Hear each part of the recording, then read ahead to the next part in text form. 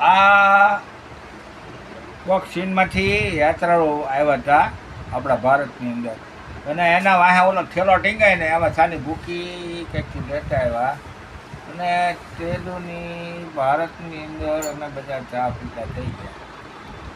ને ચા છે ને ચા હાલે જ નહીં, કેટલાય દીધી નથી પીધી, 2 કલાક ન પીધી હોય ને તો એમ થાય કેટલાય દીધી ચા પીધી નથી ભાઈ. આ નકરો છે ને આમ ધ્રુજારી આવવા માંડે, હલવા માંડી અમે.